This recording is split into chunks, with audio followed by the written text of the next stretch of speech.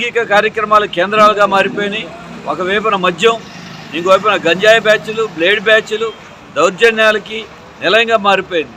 అంటే ఎందుకు ఇవ్వాల గత 5 ఏళ్ళు ప్రభుత్వం లేదు, ఇప్పుడున్న టీడీపీ ప్రభుత్వం ఎందుకు ఇవ్వట్లేదు అంటే పేదవాళ్ళకి ఒక్కొక్కరికి లక్షల రూపాయల అద్దెలు కట్టుకుంటున్నారు.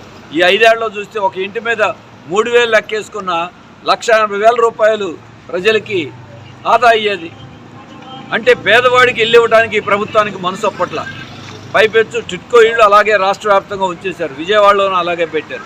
డబ్బు కట్టారు 50,000 నుంచి 1,00,000 రూపాయల దాకా. ప్రభుత్వం చీటింగ్ చేస్తూ ఉంది. మరి వాళ్ళు గెలిచినటువంటి కూటమి నేతలు అటు టీడీపీ ఇటు బీజేపీ ఎమ్మెల్యేలు గెలిచారు. వాళ్ళు ఏదో వాళ్ళ సొంత సంగతులు తప్ప జనం సంగతులు గాలికి వదిలేశారు. మరి ఆ రోజు కేంద్రంలో మాదే, రాష్ట్రంలో మాదే, డబుల్ ఇంజిన్, త్రిబుల్ ఇంజిన్ అని చెప్పారు.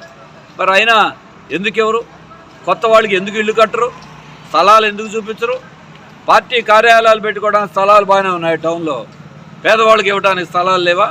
అందుకే సిపిఎం పార్టీ ఈ నెల 28వ తారీఖున విజయవాడ కలెక్టరేట్ ఆఫీస్ దగ్గర మహాధర్నా చేపడతా ఉన్నాం. ఈ కట్టి ఖాళీగా ఉన్న ఇళ్ళన్నీ పేదవాళ్ళకి ఇవ్వాలి. అలాగే 2 సెంట్ల స్థలం మాటిచ్చినట్టుగా ఇవ్వాలి. టిట్కో ఇళ్ళు రుణాలు రద్దు చేసి అందరికీ కూడా ఇళ్ళు కేటాయించాలి. దీని మీద ఆందోళన చేపడతాం.